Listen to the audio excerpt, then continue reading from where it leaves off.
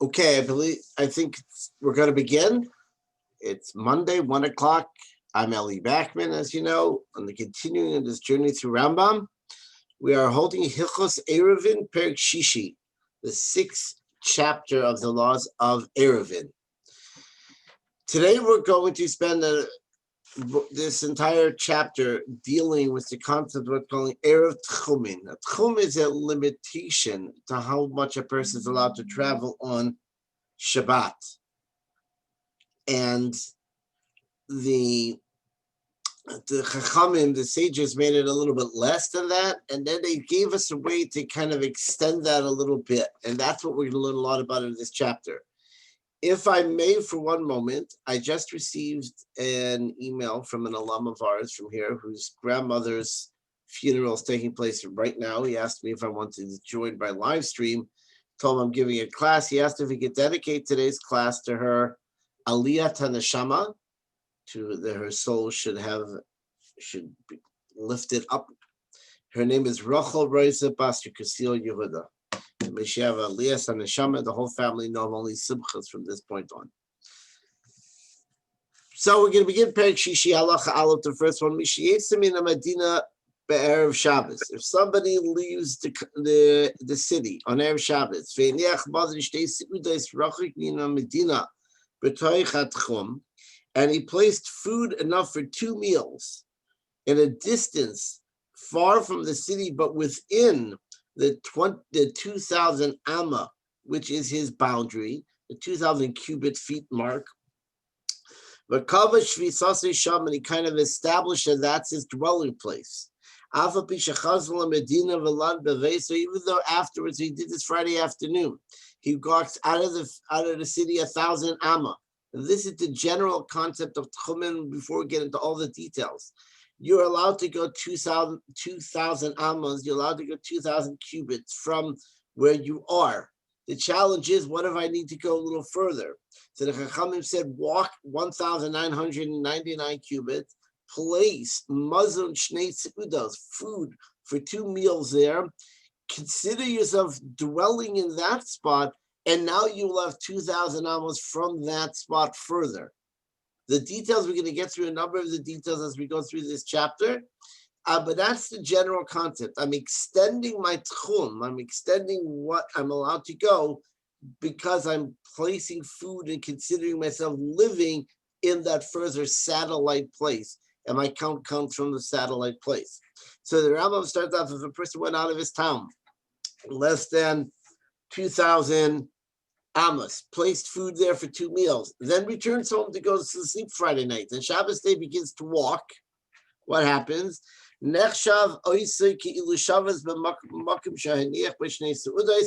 counts as if he's established his place in that place where he left the food, and therefore he can go further from there. Hanikra Erev Tchumim, and that is a general concept of an Erev Tchumim. Erev means this Erev concept, which we've seen in a number of different ways. Tchumim is boundaries. Base. And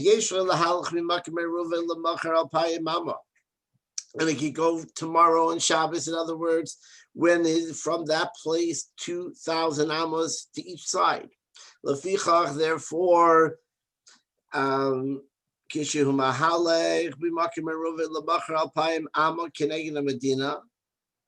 when he's walking the next day towards his place and further, he can only go that direction to 2,000.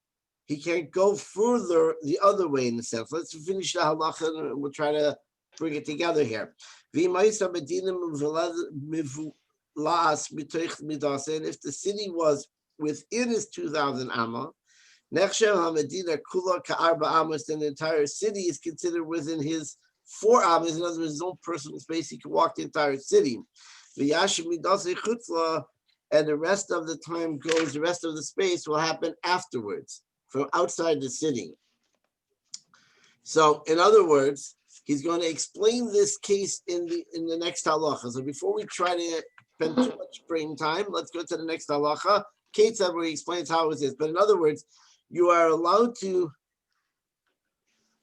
once you start going a certain direction towards the tchum, you're creating a certain trajectory of where you're going. Ketzad, what does this mean? Gimel, the third halacha.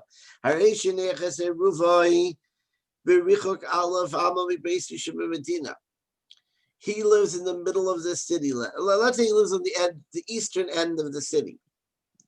And he places it l'ruach mizrach to the eastern side. Okay, he places his eruv right by his house. So from the place of the eruv, he can walk 1,000. He can walk to 2,000 amma towards the east because he's extending it from that new eruv that he placed. Then he can go 2,000 to the west because it becomes a place. So in other words, if he puts it in middle of the city, so then he can continue to go on either side. From the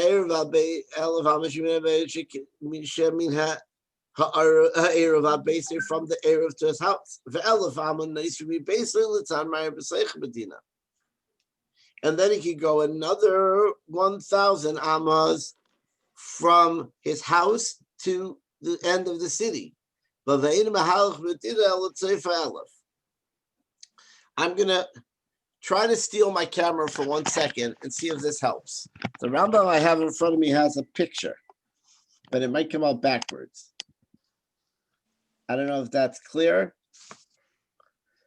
So what you're saying here is in the middle of the city, the one is where he puts the eruv.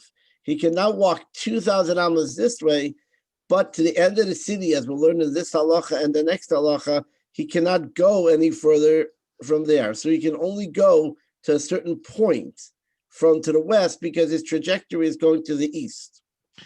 Let's try and continue to the next halacha, where he continues this idea. And the moral of the story here is we're going to create when your boundaries can go in various directions, depending on the outskirts of the city, depending on where you place it, and depending on where you're going. So,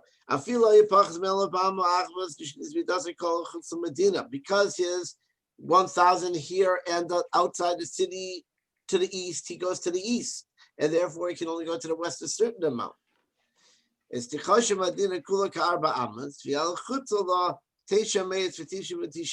the other hand, if from his home to the end of the city was less than 1,000 amma, so then he can consider the whole city as his house, and he can go outside the city another amount. Let's grab this for a second and see if this one helps.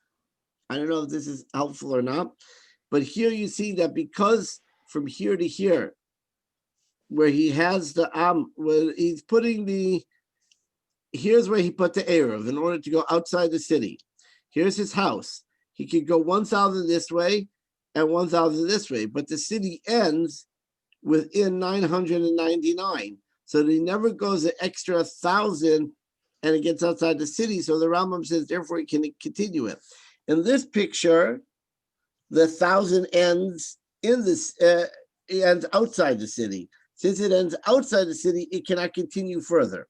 So the Rambam is basically suggesting that when you create the trajectory of your eruv, it makes a difference where it ends within the city to the other side. If it ends within the city, then you have the whole city, plus outside the city, what's left from your 1,000 amas.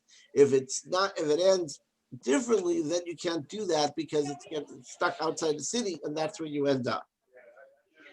It's going to come back to some other simpler halachas, but this is kind of setting up the understanding of how we count these 2,000 amas. Most of us don't run into the issue today. You tried calling me? We never go outside the city. But technically, when? Maybe I wasn't in the. I was. A cluster. Yeah. All right. Do I need to know anything? Oh, hey. So I fixed the pro. I fixed the basic, but then now I have to fix the total. Aaron, you wait about to mute yourself for a moment. Sorry about that, Rabbi. My pleasure. Therefore, if you're a cluster of small houses like a shtetl, you'd have to figure out how far to go. Today, we live in the midst of a big city. It doesn't really come up these halachas. But let's keep going. If you put the eruv 2,000 amos from your house within the city, Hifsid is called Medina Kulay. You've lost everything to the other side because the entire distance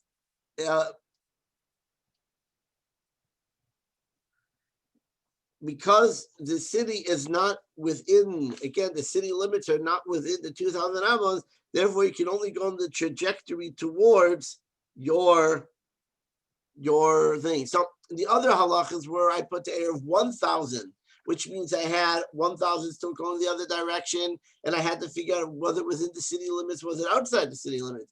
Here I put the air of 2,000 amos to the east. So what happens is the entirety of the city is outside almost my area of boundaries, and therefore I cannot consider the city within. So therefore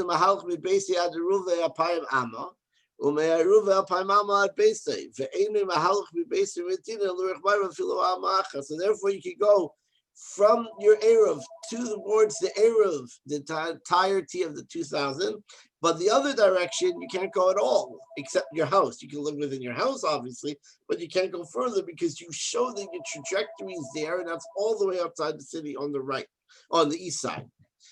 Now the Rambam starts getting some different type of halachas here.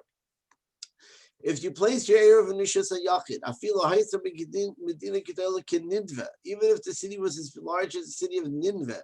Nineveh is the story of Yonah, but we use that in the reference as a large city because Tanakh calls it a large city, the city of Nineveh, a large metropolitan. Or if it's a destroyed city, that means nobody lives there. Or if you put your Eruv inside a cave where you could live in, that kind of a real desolate cave, then you could be within that entire city and you still have 2,000 further. So technically, if you walked from your house and put an air somewhere within 2,000 hours in your city, you have your entire city. Plus, when you hit the outskirts of your city, you can go another 2,000 amos because since it's there in the city, it's considered the entirety of the city. What about if you placed it literally in this city that you live in, you didn't do anything because you're in your city. You can anyways already walk over there. And therefore, we don't count anything from your Eruv because your Eruv doesn't count.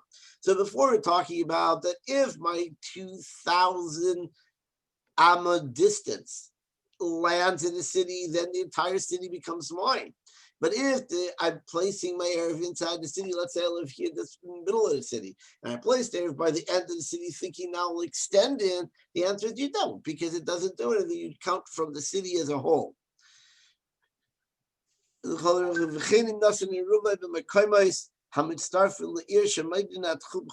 also if you put it not just in the city, but in the little areas around the city, I don't call them suburbs, so like the areas that are attached to the city. It says if you put inside the city, on the flip side of that, if you put it further than 2,000 amos, of course you accomplished nothing because you can't even get to it. So here's the point, that inside your city, you've done nothing. Any part attached to the city that's counted as a city has done nothing. Outside the tchum has also done nothing. Vav. Now the Rambam says, okay, so we know this concept of tchumen. Can I use it any time? The Rambam says in the halacha 6. We only allow this concept of extending your tchum for a mitzvah. For example, you want to go to a mourner's house. You want to go be menachem avol to console a mourner. Or to a wedding celebration, a sheva bracha, the meal that's celebrating a wedding. Or to greet your teacher, your master who's coming. Or if you guess your friend is coming from a journey and you want to go meet him to help. Welcome the guest and bring him in. Things similar to this. Or the flip side, because of fear, that you were scared that robbers might come or enemies might come. So you place that with the intention that if they come, I will be able to extend my escape and run further. If you didn't put the Eruv not for one of these, But for random reason, I didn't know that it had to be for a mitzvah. I did it saying I want to take a long walk on Shabbat afternoon. It's still counted as an Eruv, the Rambam says. But l'chatchila, to begin with, we don't do that. Zayin, kol shemishtatrim by Eiruvin by Erev Tchumen.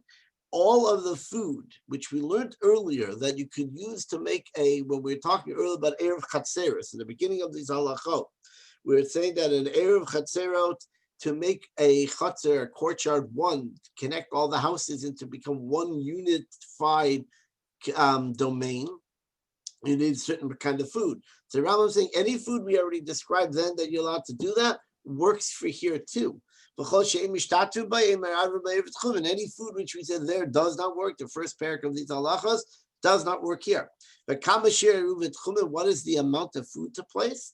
The food of 2 meals, for each and every person who's coming to use this Erev.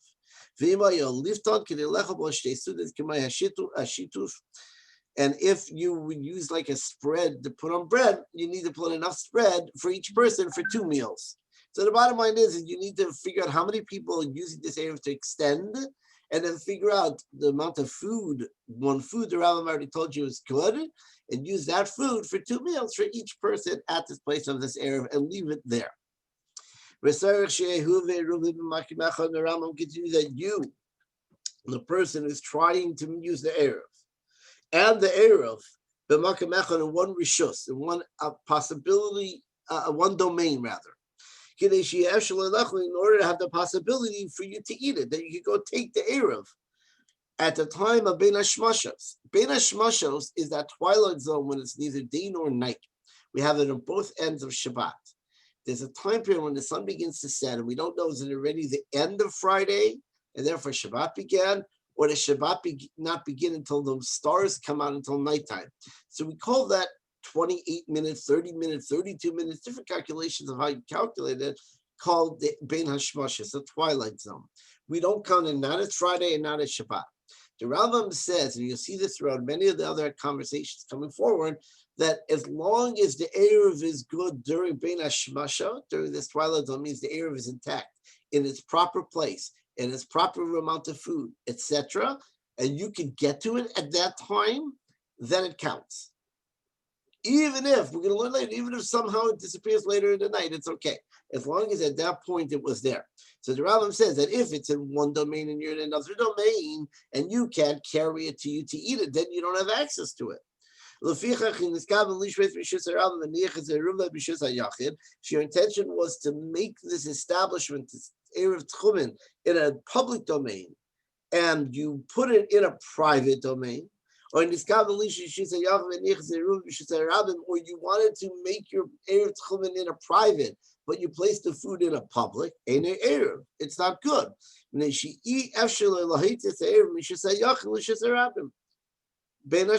Because during this twilight zone, we don't carry between the two domains. So therefore, it would not be possible for you to have both the place you want to set it up and the food in the same place, because you cannot carry them back and forth. The only way you could do it is by carrying with an avera, with a prohibition, and that we don't allow. So again, you can't place it in a place I can't get to. We're going to have practical other ones which is similar thought process. But the Rambam first continues.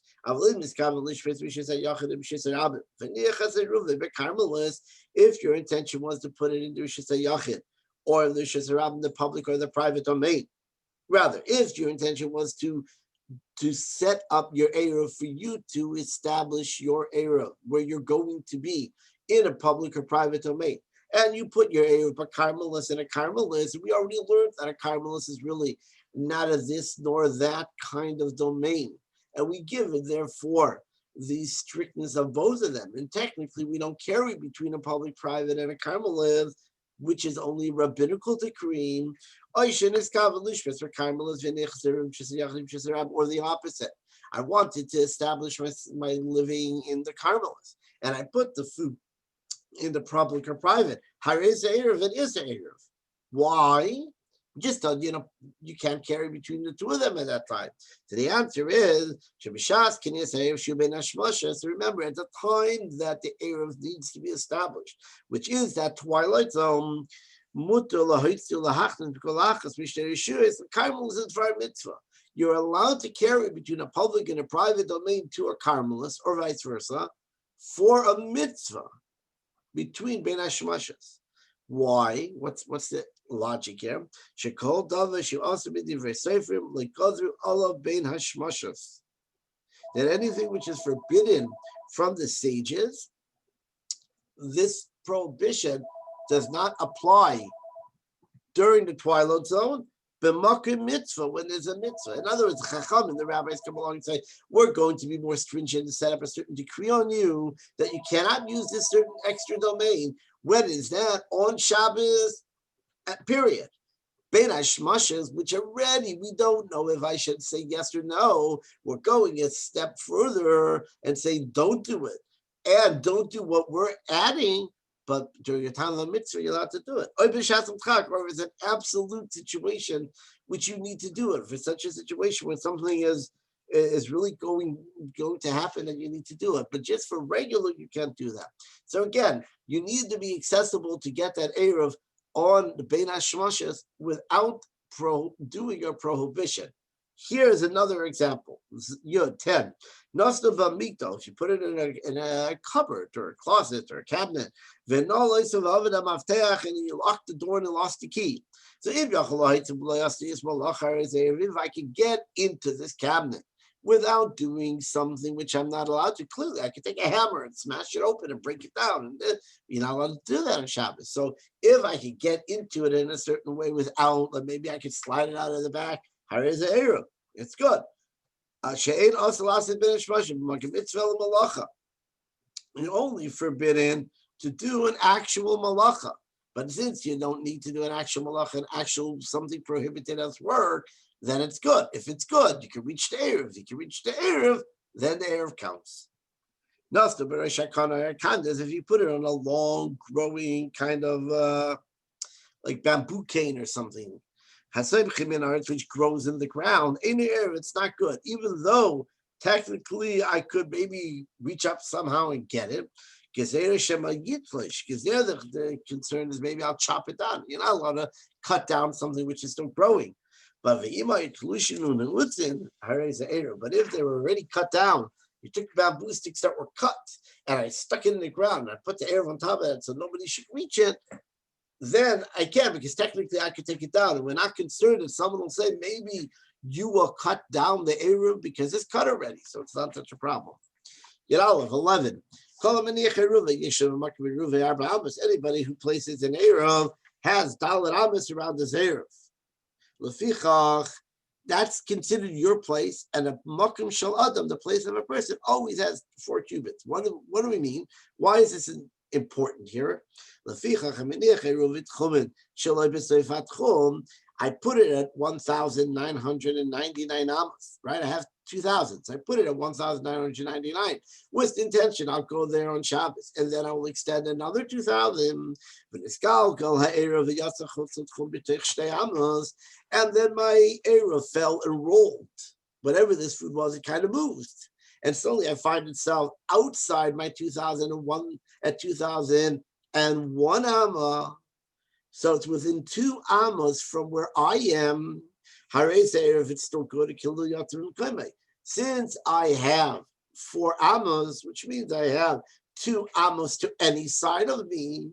So even though it's technically outside the 2,000, we're counting now from me, and I still have 2. But if it goes 2003, 2004, so now it's more than the 2 from me, then it's not an Eruv. Because it's outside my boundaries there. And if you make an Eruv outside your boundaries, we learned already it doesn't count because you can't get there. You're not allowed to go there in Shabbos. So therefore, if it rolls a little bit, still within 2 amot from you in any direction, it's good. Further than that, it's no good. Your base 12. What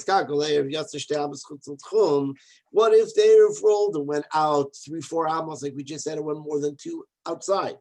Or it got lost, or it got burnt, or it was truma. It was holy food, which we already learned about Truma for a Kohen, given to a priest. V'nitman, it becomes impure, and now the priest cannot eat it any longer. Miboy joim in Erev. If all these circumstances happen Friday afternoon, in an Erev, it's not an Erev. Mishechashecha harez Erev. If it happened at nighttime, it is an Erev. Now you and I already learned the logic. Why? Because the time that you set up the Erev is the time of the twilight zone. And therefore, as long as it was intact then, it sets itself up and we're good. It was lost at night, it was lost at night. If it's lost during the day, it was not intact during the twilight zone period. And if I don't know, I show up on the place and find out it's missing, and I don't know. So if it's a complete suffix, if it's a doubt, then the Erev is still good. Why is the Erev still good? Shesafik ha'erev kosher, because whenever we have a doubt about an Erev, we say it is kosher. So even if somebody ate it during Bein HaShmashos, not the first second, but somewhat into it, we can argue that maybe nighttime began the first second of Bein HaShmashos, of the twilight zone, and then it was established and set up right away. And if that's the case, it is good. Yud Gimel 13. A person said to two people. Rather, the opposite. Two people turned to one person and said, here, go out and put an Erev for us. One of them he placed during the day, before the twilight zone. And the other one, he was running late and he placed it perhaps during the twilight zone or even later. This person who he set it up during the day, and therefore if his Eruv was eaten during Bein HaShmashos, during the twilight zone. But this second person who he set up the Eruv during the twilight zone, and the food was eaten during the nighttime. Shneim kano, both of their Erevs are good. She'ena sheben hashmashos safiku. So here's you're almost trying to teach you this halacha through a random scenario of a case. This person goes to set two Eiruvin up. One he does Friday afternoon, the other one he does during the twilight zone. It comes nighttime, and they both were eaten. The one during the day was eaten Bein HaShmashos, and now it's doubtful whether it was there during Bein HaShmashos intact. The one that he placed during Bein HaShmashos was eaten at night, but maybe it was intact during Bein HaShmashos. So the Rambam said, anytime you have doubt whether it was intact during Bein HaShmashos, it counts. It's good as an Eruv. Therefore, Shneim Kano Eruv, they both set up the Eruv. Shebein HaShmashos Safiku, because during Bein HaShmashos, it was a suffix. If whether it was set up with suffix Eruv kosher, and whenever there's an Eruv which is in doubt, we say it is kosher, it is good. Alpha became suffix hashecha, suffix loy hashecha. Lechatchila during the time of Bein HaShmashos, you're not allowed to do one because we don't really know. But ve'im Eruv harez Eruv. But if you did set it up, it is an Eruv. So in other words, any time I'm in doubt whether this Eruv was there intact in its right place properly during Bein HaShmashos, the Rambam says it's okay. To begin with, don't rely on that. Do it earlier by day and make sure it stays intact in nighttime. But if it was possibly there and there's a doubt if it was there, that's good enough. Bein HaShmashos, the twilight zone, is what's important to make the Erev Tchumim valid. Yudalid. If a pile of stones fell on top of, there's an avalanche right there, and a pile of stones falls on top of your hair. If it happened during the day, if you're able to watch, if you're able to receive your Eruv, so to say, get it out of the pile without doing any malacha, not doing any heavy machinery, hire is a kosher, like we said before. It's good. Because during Bein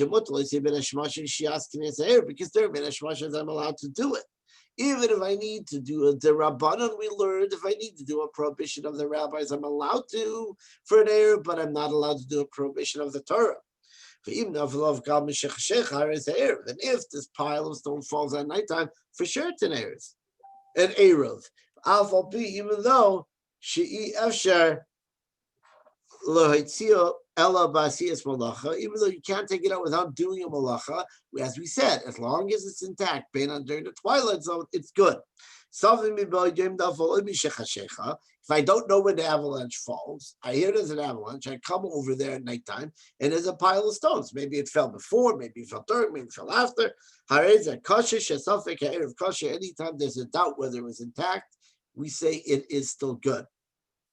15. I will leave here, but if you went ahead and used Truma's tais that was given to a priest, but it's suffix, it's doubtful whether it was pure and impure, then it's not a good Erev. We just said any suffix, any doubt by Erev, if it's kosher, it's okay. Here the Rambam is telling you it's not good. Why? Because this food you can't eat. The doubt is not whether you can eat the food, not whether the food existed. All the doubt previously was whether the food existed or not, or was under the pile of stones, not under the pile of stones. Now the doubt is in the food, and therefore the food's not edible. And therefore, non-edible food cannot be used for an Erev. It needs to have edible food so you could be established living there through eating. And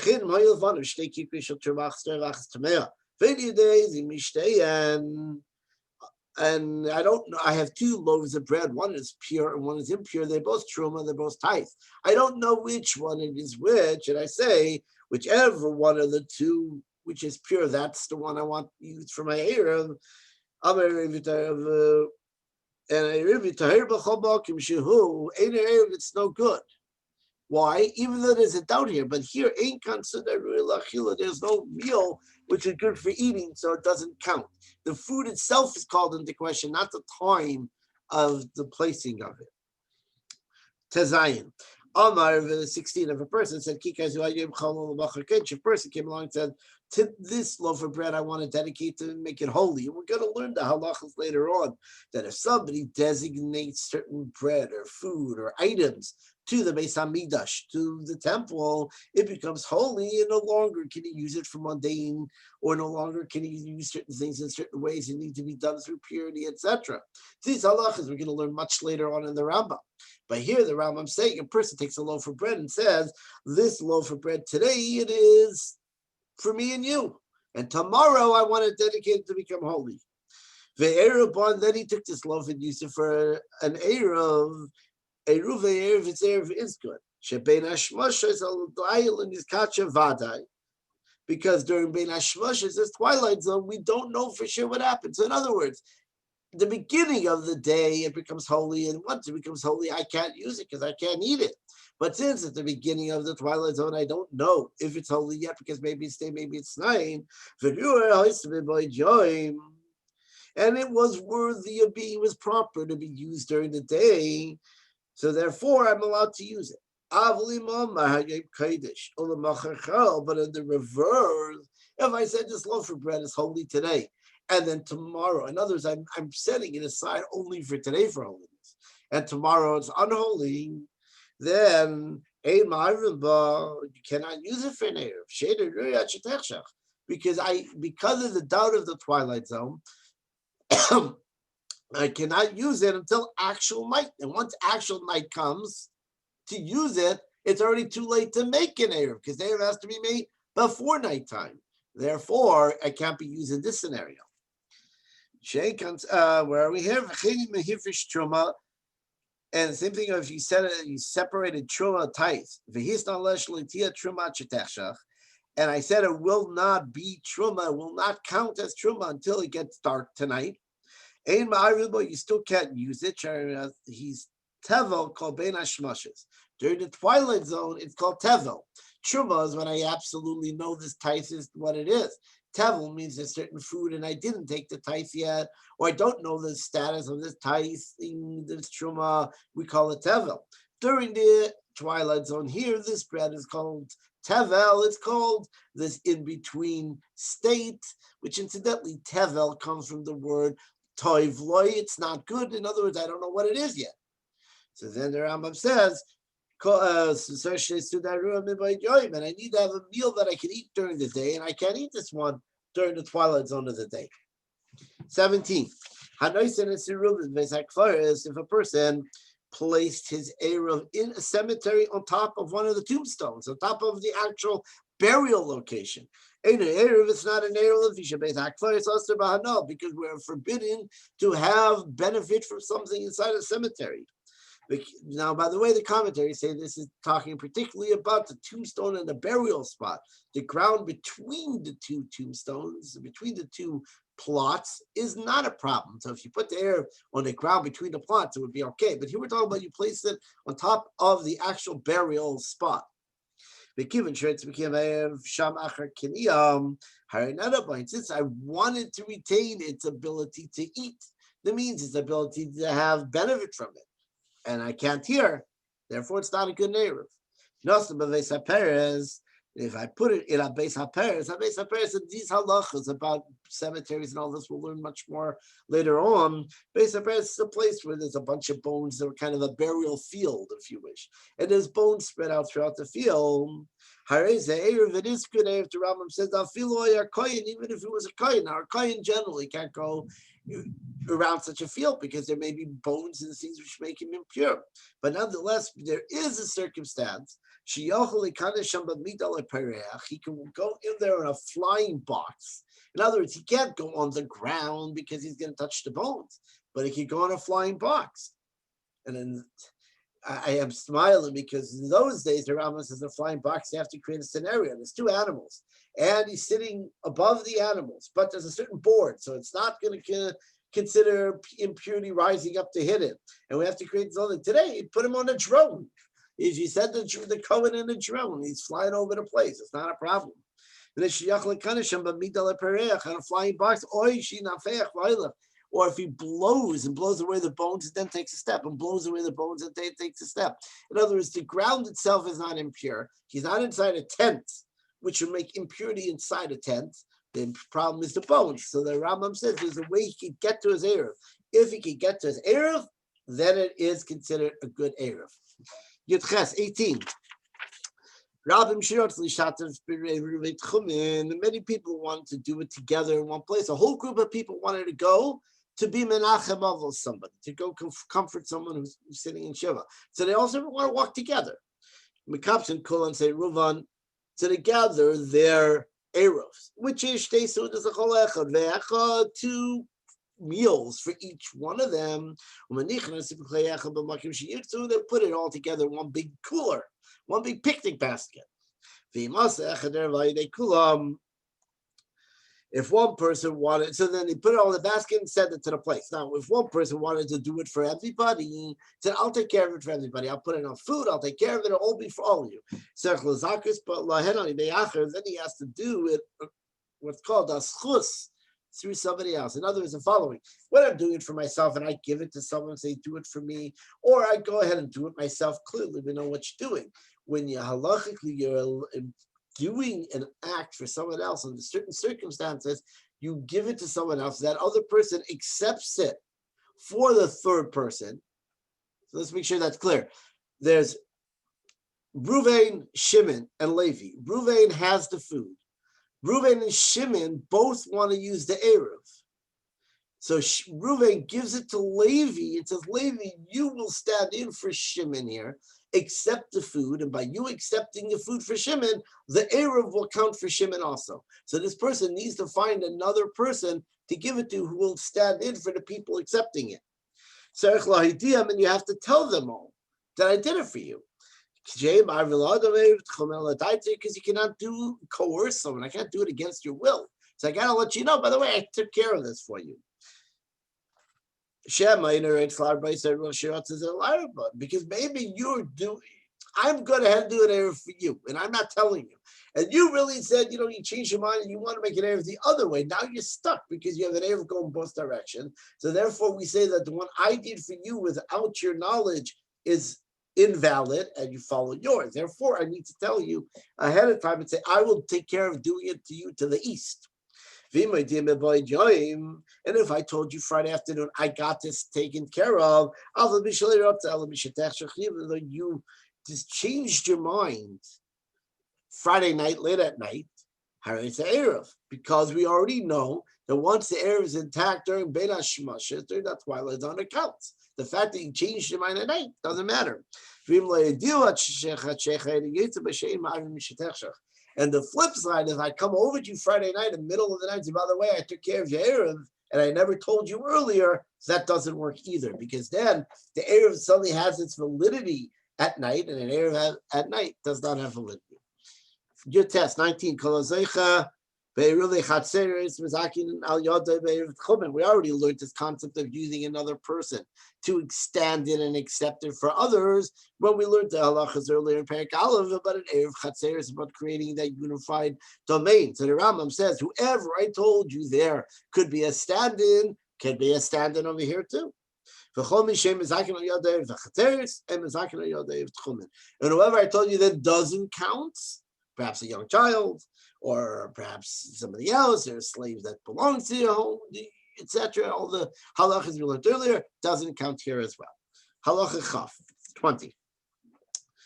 Nice and Adam Mea Lebak Balabayis Yikach Loy Pas. A person comes and sees a regular guy and says, here's some money. I want you to buy bread and use it and then stand in and go ahead and make Erev Tchumen for me. I don't have the food I need.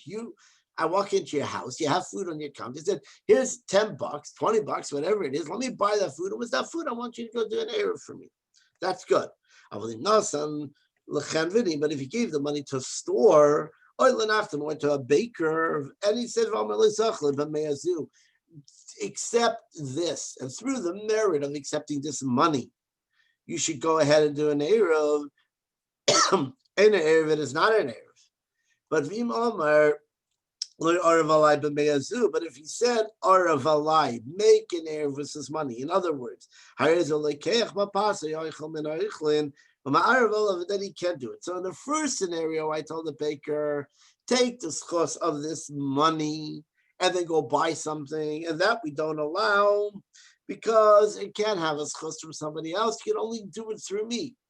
I have to do it in a certain sense when I use that language.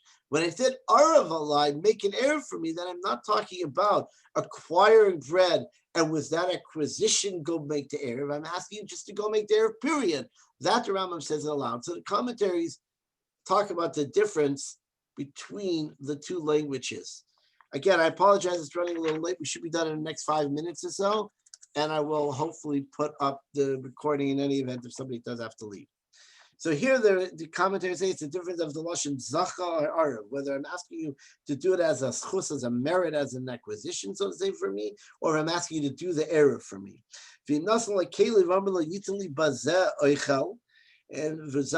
if I walked in to the place and I said, here's a dish, I want to barter with you. I'm going to give you the dish, and in the with return for the dish, give me the food. So Rambam says it is good. And that person can go get the food and make an erev for him with that. 21.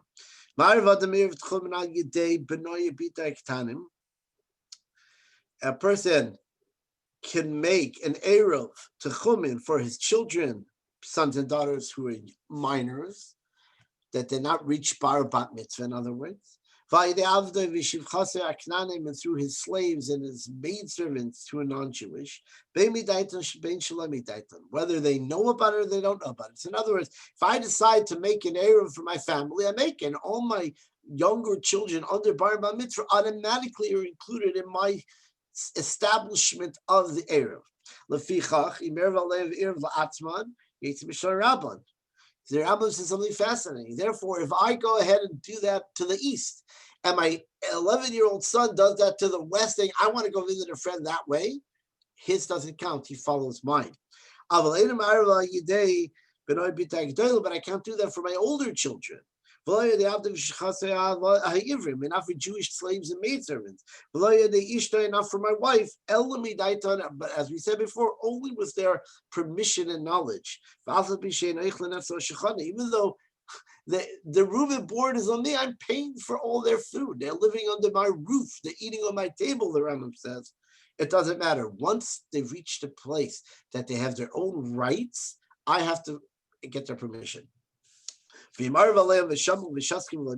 I went ahead and said, I am making an Erev to the east, everybody, and they were standing there and they didn't say anything, Yoitzin be'Eiruvin, then they count within my Erev, and the Erev al Echad Mehen.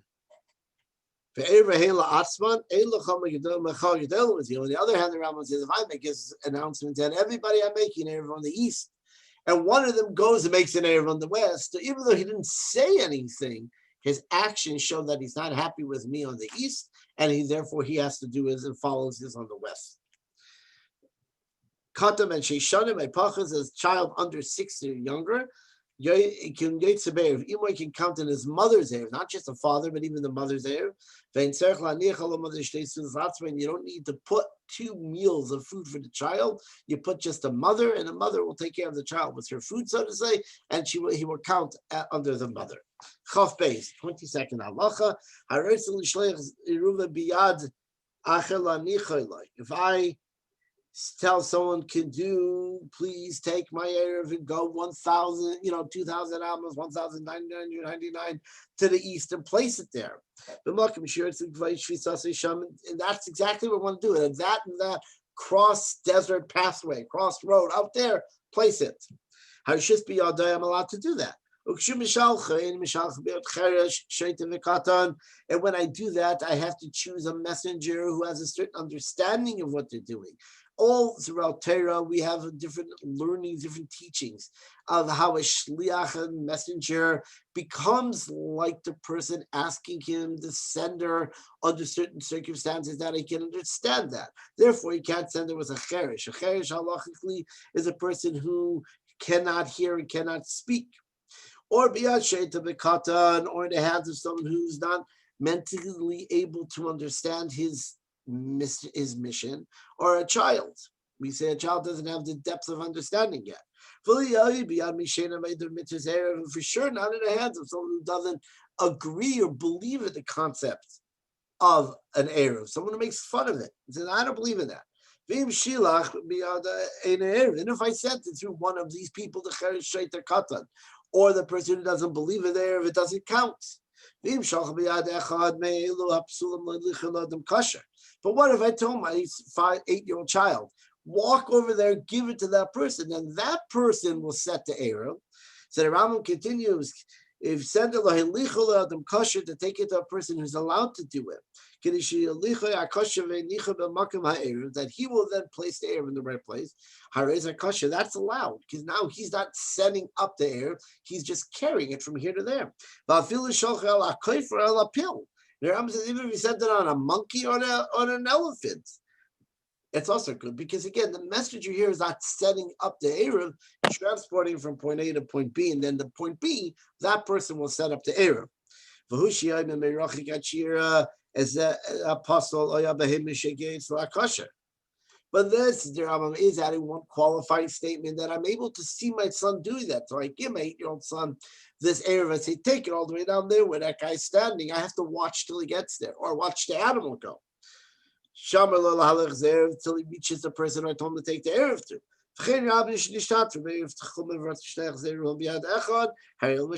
And in another case, the Rambam says, if 20 people got together and say they want to go ahead and make this Erev together, they could have one person literally do it. They all kind of appoint this one person to take it.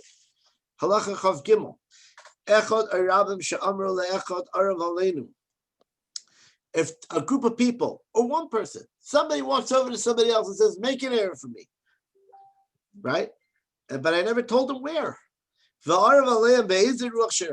this person went and did it wherever he wanted to. The Erev is good and it works.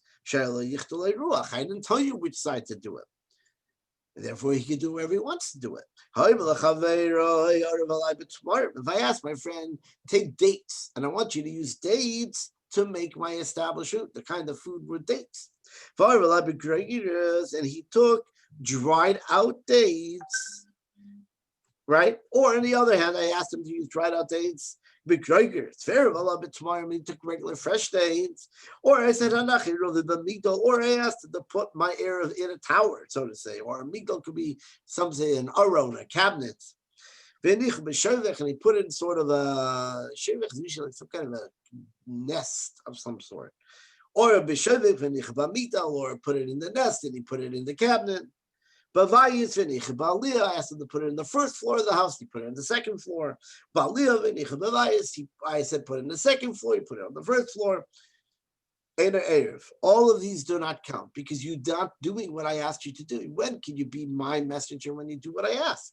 But if I said, just go make an Erev, please. And I didn't specify any of these details. And then the guy chose dates, fresh dates, dry dates, first floor, second floor, doesn't matter. Since I didn't specify details, doesn't show that the details matter to me. If they don't matter to me, you do whatever you do, but that's good.